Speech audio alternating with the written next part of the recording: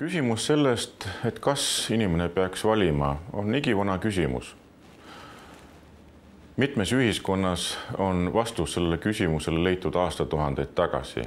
Need ühiskonnad toimisid sadu aastaid, teinekord tuhandeid.